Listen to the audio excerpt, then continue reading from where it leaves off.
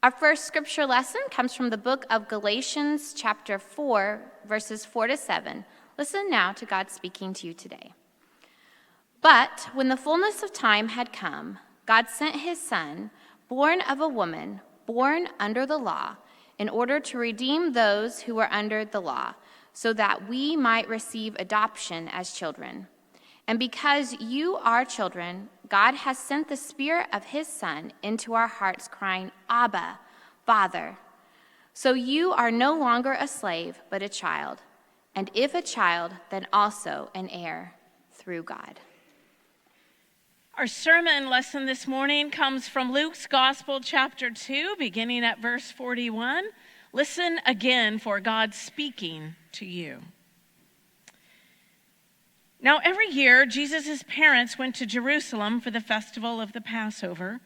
And when he was 12 years old, they went up as usual for the festival.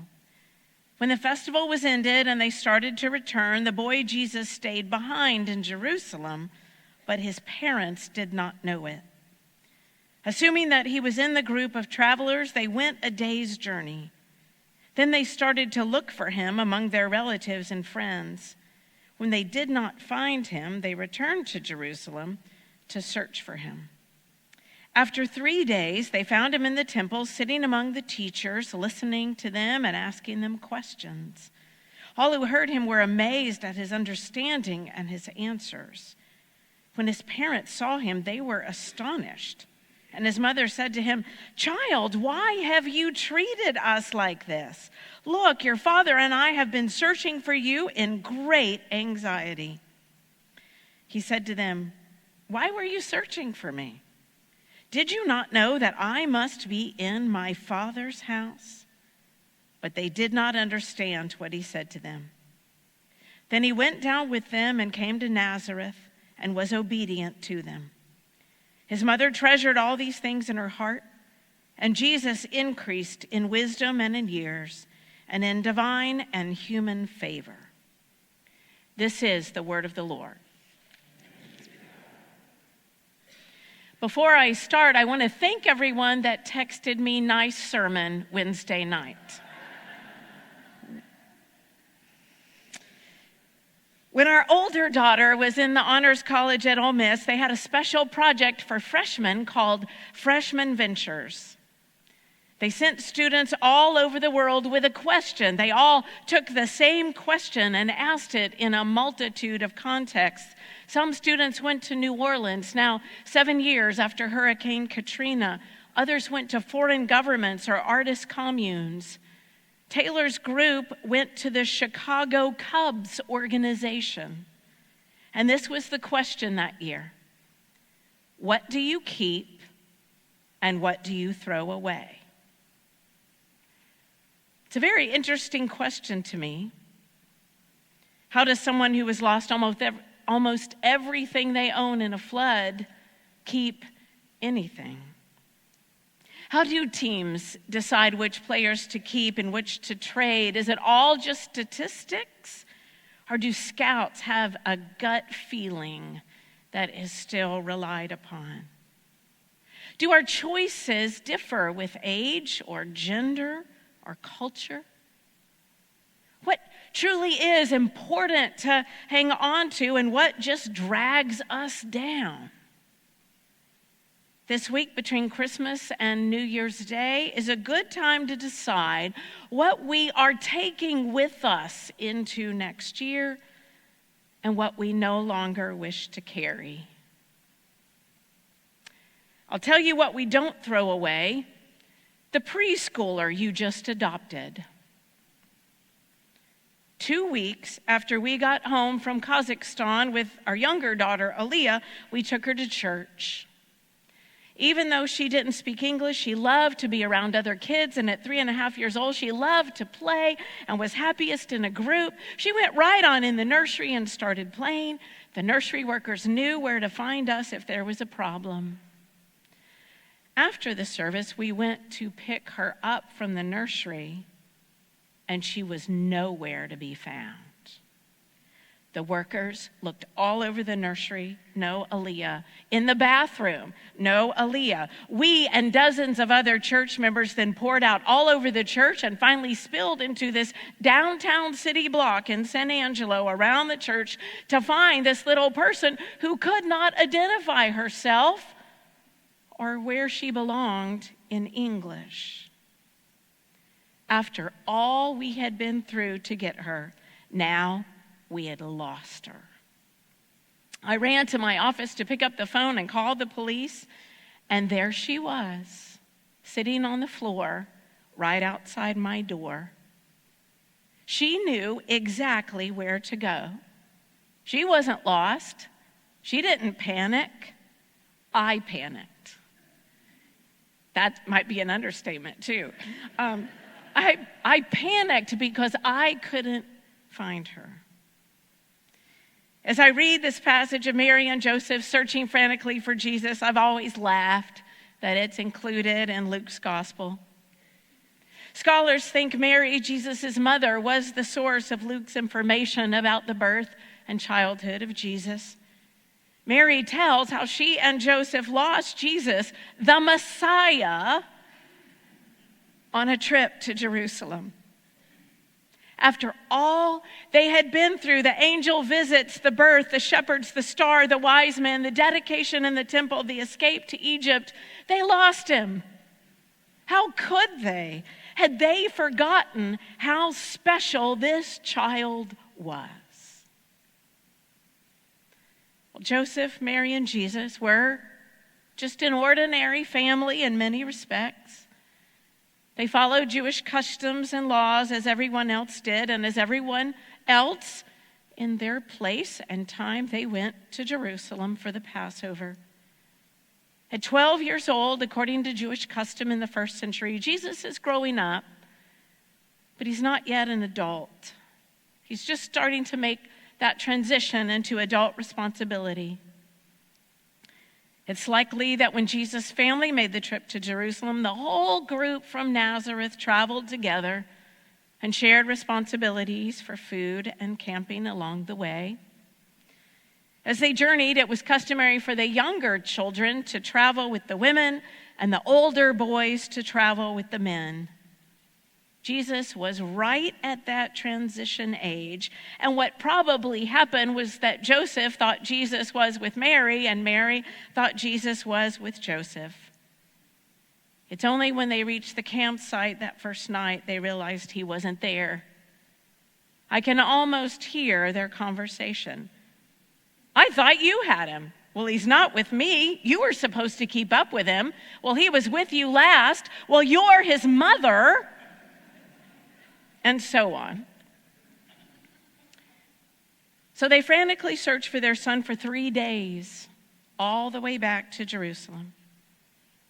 When they find him, they're astonished. I think what that means is that they first had a feeling of thankfulness that he's okay, and then anger that he's okay. How could he do this to them? They asked. The conversation that happens when Jesus is found seems like an ordinary conflict between an adolescent and his parents, an adolescent whose developmental task is to become independent, and anxious parents who have not come to grips with this move into adolescence and are, of course, concerned with his safety. Jesus seems surprised by their anxiety, almost innocent to the dangers of being alone in the big city. Jesus wasn't lost. He was exactly where he was supposed to be. Jesus wasn't panicked. Mary and Joseph were, because they could not find him. Seems to me that after Christmas every year, we lose Jesus in some sense. Sure, we enjoyed the glory and beauty of Christmas, but Christmas is over. We're busy, and what little break we take around the holidays is gone. It's time to make resolutions and get on with life. It's time to get back to work and school. It's time to pack up the decorations and put away the nativity set. And we wrap baby Jesus very carefully, and we place him back in the box. I think we lose Jesus partly because we get so busy with life. We forget that angels announced his birth, that wise men came from afar and worshiped him. The truth that this baby came to save us moves to the back of our minds. The glory of his birth, if remembered, just doesn't affect us in January like it did in this beautiful sanctuary on Christmas Eve, full of music and candlelight. But what if we didn't get so busy and go back to the same old thing? What if we prioritized the important things of our lives and made sure we didn't spend so much time or money on things that just don't matter? What if we left a nativity set out all year round to remind us that Jesus came to be with us and for us? How might that affect our mental, emotional, and spiritual health in 2025? I think we also lose Jesus because he grows up. He's no longer the cute little baby in the manger, but now a boy and then a man with a mission to accomplish. At some point, his priorities become different than ours. We expect him to follow us. And when that doesn't happen, we look around and can't find him, and then we panic. Where are you, Jesus? We fuss at him just like Mary and Joseph did for leaving us, when really it's us who left him. What if in 2025 we didn't expect Jesus to follow us?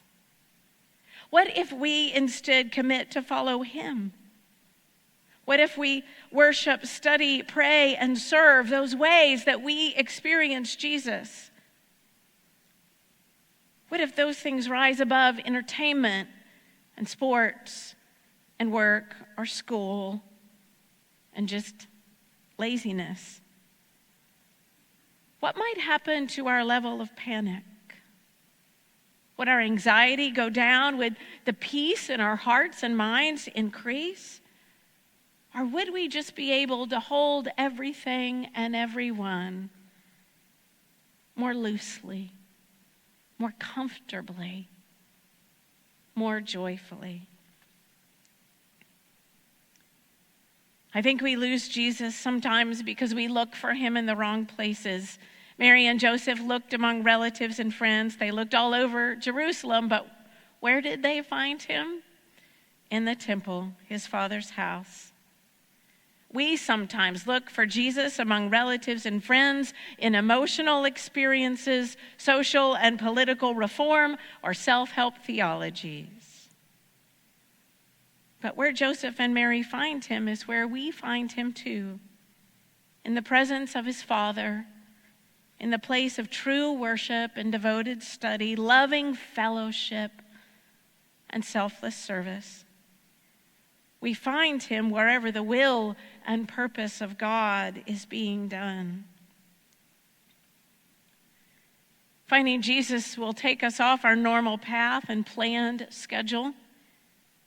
Mary and Joseph lost 3 days and ended up back in Jerusalem. But they find their own son talking with learned scholars and are astonished by what they hear, as everyone else was as well. Finding Jesus is rarely what we expect it to be. Phil Callaway writes in Leadership magazine about his son. He says, ever since he was knee-high to a Doberman, this boy was fearless. Take him to the ocean and he'd jump in looking for sharks. Take him to the mountains and he'd see how high he could climb. One day when he was 5, I watched in horror as he jumped off a roof, a garbage bag duct taped to his back. We couldn't be more opposite, my son and I. The higher he climbs, the more he believes God is with him, not me. I believe God put us on dry land and says, "Lo, I am with you always." For years, he continues, I've wondered what God would make of our son. Would God call him to be a crash test dummy, a professional bungee jumper? Or might he fulfill every North American parent's dream by settling down in the suburbs with a family and a good-paying office job? The unexpected answer arrived by email one day. Dear Dad and Mom, I want you to know I've met a nice girl and we're getting married. Her name is Lucy. You'll like her a lot. It's surprising how quickly you can find a justice of the peace down here. Lucy owns a tattoo parlor but seldom works. Her father won some money in a lottery, so she's set for life. I won't need to work anymore either. I bought a Mercedes convertible, and you'll be happy to know I put a chrome fish on the bumper. If you haven't fainted yet, here's the truth. It may be more shocking. In the country of Uganda, the Lord's Resistance Army is committing atrocities against children that are too awful for me to put in this email. Over the years, they've abducted 50,000 children and turned the ones they haven't murdered into soldiers. So I'd like to go and work with street children in Kampala. I'll be living with local missionaries. It will mean lots of shots before I go, and I need to raise a little money too. Dad, you once told me that Jesus came to comfort us, not to make us comfortable. I guess I've been comforted enough. It's time to offer some to others.